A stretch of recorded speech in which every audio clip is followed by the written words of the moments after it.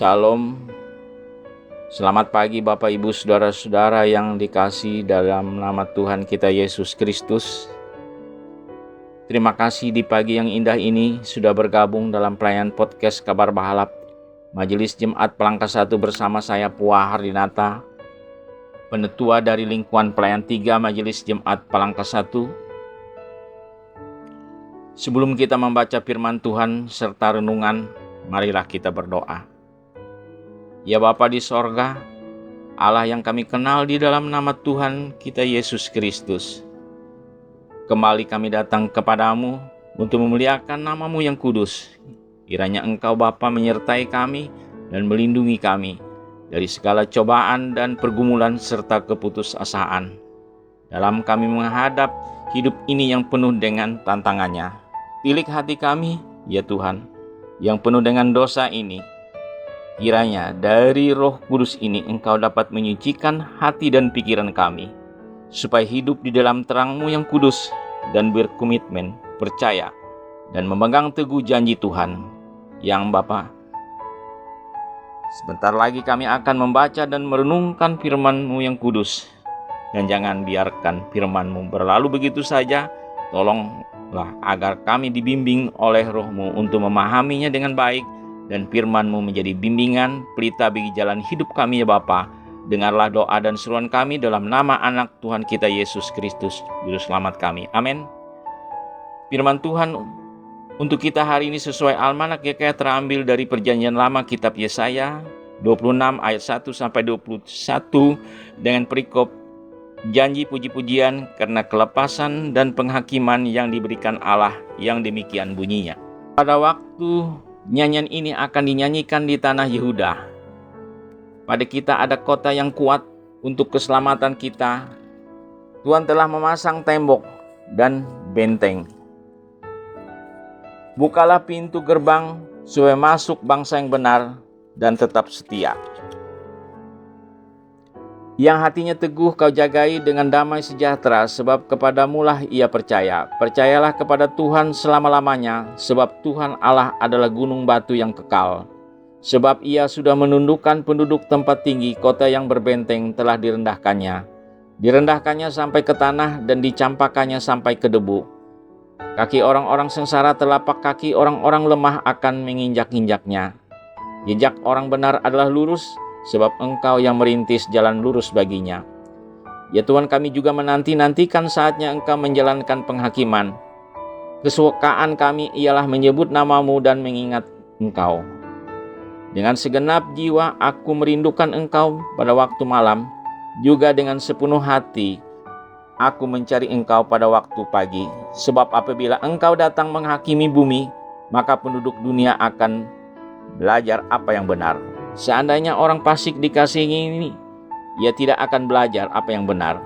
Ia akan berbuat curang di negeri di mana hukum berlaku, dan tidak akan melihat kemuliaan Allah.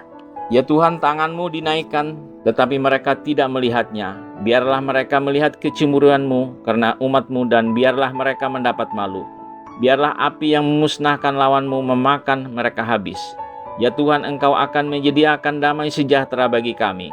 Sebab segala sesuatu yang kami kerjakan, Engkaulah yang melakukannya bagi kami. Ya Tuhan, Allah kami, Tuhan-Tuhan lain pernah berkuasa atas kami, tetapi hanya nama-Mu saja yang kami masyhurkan. Mereka sudah mati, tidak akan hidup pula. Sudah menjadi arwah, tidak akan bangkit pula. Sesungguhnya, Engkau telah menghukum dan memusnahkan mereka, dan meniadakan segala ingatan kepada mereka. Ya Tuhan, Engkau telah membuat bangsa ini bertambah-tambah. Ya, membuat bertambah-tambah umat kemuliaan-Mu. Engkau telah sangat memperluas negerinya. Ya Tuhan, dalam kesesakan mereka mencari Engkau. Ketika hajaran-Mu menimpa mereka, mereka mengeluh dalam doa. Seperti perempuan mengandung yang sudah dekat waktunya untuk melahirkan, menggeliat sakit, menyerang karena sakit beranak. Demikianlah tadinya keadaan kami di hadapan-Mu ya Tuhan. Kami mengandung, kami menggeliat sakit, tetapi seakan-akan kami melahirkan angin. Kami tidak dapat mengadakan keselamatan di bumi, dan tiada lahir penduduk dunia. Ya Tuhan, orang-Mu yang mati akan hidup pula. mayat-mayat mereka akan bangkit pula. Hai orang-orang yang sudah dikubur di dalam tanah, bangkitlah dan bersorak-sorai, sebab embun Tuhan ialah embun terang, dan bumi akan melahirkan arwah kembali. Mari bangsaku, masuklah ke dalam kamarmu, tutuplah pintumu sesudah engkau masuk, bersembunyilah barang sesaat lamanya, sampai amarah itu berlalu. Sebab sesungguhnya Tuhan mau keluar dari tempatnya untuk menghukum penduduk bumi karena kesalahannya, dan bumi tidak lagi menyembunyikan darah yang tertumpah di atasnya, tidak lagi menutupi orang yang mati terbunuh di sana. Demikian firman Tuhan. Yang berbahagialah mereka yang mendengar dan memeliharanya. Bapa, Ibu, Saudara terkasih dalam nama Tuhan kita Yesus Kristus, melalui nas ini kita diperlihatkan ada 4 hal substansi yang menarik yang perlu kita renungkan dan maknai dalam pasal 26 dari nas ini, yakni 1 adalah pujian syukur kepada Allah Israel, yang adalah gunung batu kekal yang menjatuhkan dan merendahkan orang-orang yang meninggalkan diri dan mengangkat orang yang benar. Orang-orang yang benar inilah yang akan masuk melalui pintu gerbang ke dalam kota dan menikmati keselamatan Allah. Ayat 7. 2 adalah refleksi terhadap penghakiman Allah yang dinantikan orang-orang benar. Bagian ini menggambarkan suatu keadaan ketika keadilan Allah ditegakkan di bumi dan setiap kefasikan dipikul. Kita yakin bahwa Allah akan melaksanakan rencana penebusannya. Orang-orang kudus bersorak-sorai dalam pujian dan dengan nyanyiannya.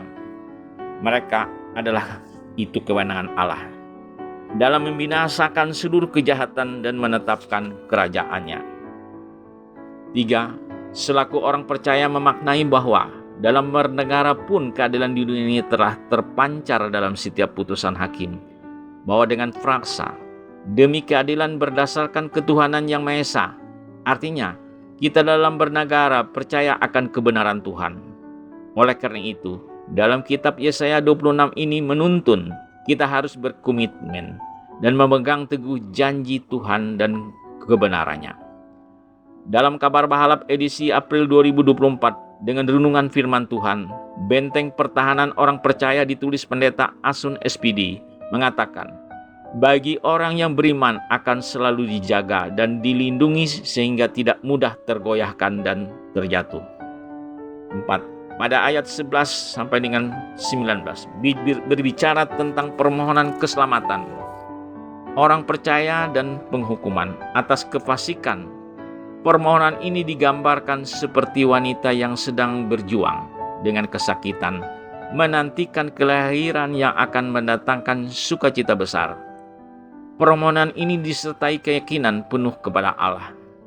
Pada masa sulit masih ada umat yang percaya, yang menantikan datangnya keadilan Allah seperti orang menantikan terang.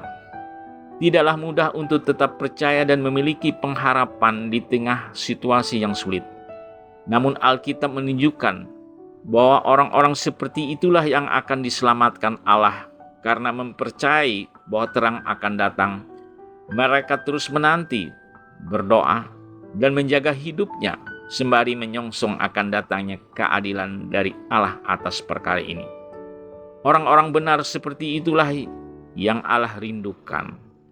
Mereka yang memegang teguh janji Allah di tengah orang-orang yang kehilangan harapannya. Mari kita menjadi orang yang setia menanti datangnya terang itu. Karena itu, bertobatlah agar hidup kita memperoleh ketenangan dan keselamatan dari Tuhan. Dan selalu berdoa dan tetap bersandar padanya, agar kita selalu diberkati Tuhan. Amin. Atas serunan ini kita berdoa. Terpujilah Engkau ya Bapa. Kami bangga memiliki Allah seperti Engkau Tuhan. Di dalam nama Tuhan Yesus Kristus, kami boleh ada sebagaimana kami ada ya Tuhan. Kami bersyukur kepadamu sebab kami percaya dan mengalami pemeliharaan Tuhan dalam hidup kami. Kami merasakan tuntunan tangan Tuhan di setiap cobaan dan keputusasaan, sehingga iman kami selalu dikuatkan dengan iman percaya dan bertobat dengan berkomitmen sesuai dengan janji Tuhan agar hidup kita memperoleh ketenangan, keselamatan, dan hidup selalu diberkati. Dalam keadaan sadar kami mengaku akan kelemahan dan perbuatan salah kami. Sungguh itu pasti menjadi batu sandungan hubungan kami dengan Engkau ya Tuhan. Janganlah kiranya Engkau murka atas kami yang lemah ini, melainkan ampunilah kami dari dosa sehingga hidup kami sebagai anak-anak Allah yang setia dan takut akan Tuhan. Kami bersyukur dan memohon ampun hanya di dalam nama Tuhan kami Yesus Kristus. Amin. Terima kasih atas firman Tuhan kami sampaikan, demikian juga atas renungan. Biarlah kami dapat melakukan hari lepas hari dalam kehidupan kami sesuai dan seturut dengan kehendak-Mu. Inilah doa seruan kami dengan ucapan syukur di dalam nama anak Yesus Kristus Tuhan Juru Selamat kami. Amin. Sebagai penutup, karena bertepatan renungan hari ini, saya tidak lupa mengambil dan memaknai dari renungan Pendeta Asun SPD. Saya patut menggarisbawahi bahwa gereja kita GKI pada tanggal 10 April 2024 genap berusia 185 tahun, di mana pada usia 100 tahun atau 1 tahun yang lalu atau 1 abad pekabaran Injil di Kalimantan, terdapat 5 orang yang selalu menjadi ingatan kita, yaitu pemuda lulusan Sekolah Teologi Banjarmasin yang dianggap memiliki potensi besar, telah ditahbiskan di gedung gereja Hampatung, Kuala Kapuas sebagai pendeta pertama dari Gereja Dayak Evangelis GDE. Pengutusan berkat dan petahbisan suci kelima pendeta Dayak pertama tersebut yang dilakukan Sinding Basel oleh Inspektur Sir Awitsi pada tanggal 5 April 1935, periode 1935-1945 sebagai berikut. Pendeta Rodolf Kiting ditempatkan di Rungan dengan kedudukan di Tumbang Bunut. Pendeta Edward Dohong ditempatkan di Miri dengan kedudukan di Tumbang Siang. Pendeta Gerson Akar ditempatkan di Hulu Kapuas dengan kedudukan di Sungai Hanyu. Pendeta Hernal Dingang Patianum ditempatkan di Sungai Tewe dengan kedudukan di Benangin. Pendeta Bardonis Belantan ditempatkan di Dusun Timur dengan kedudukan di Tewah Puluh. Daerah-daerah tempat kelima pendeta pertama itu ditempatkan adalah merupakan daerah-daerah pekabaran Injil. Bahkan daerah-daerah sangat terpencil saat itu. Sungguh sangat amat panjang pergumulan, tantangan, badai menerpa, kapal bernama Gereja Dayak Evangelis GDE menjadi Gereja Kalimantan Evangelis. Namun Tuhan sebagai benteng pertahanan mampu membawa pertumbuhan, perkembangan, dan kemajuan GKI yang kita cintai sebagai rumah kita bersama. Jadi janganlah kita sebagai umat GKI atau anggota GKI mendua hati. Bangunlah rumah bersama ini untuk mewujudkan kerajaan Allah di bumi, mewujudkan langit baru dan bumi baru. Amin. Pada kesempatan ini pula sangat relevan, tepatnya hari ini bagi saudara-saudara kita umat Islam yang merayakan Hari Raya Idul Fitri 1 Syawal 1445 Hijriah. Karena kami selalu diajarkan kasih dan damai serta toleransi, menghargai sesama ciptaan Tuhan. Dengan ini mengucapkan Selamat Hari Raya Idul Fitri 1 Syawal 1445 Hijriah. Mohon maaf lahir dan batin. Tuhan Yesus memberkati. Amin. Jangan lupa like, komen, dan subscribe. Terima kasih. Amin.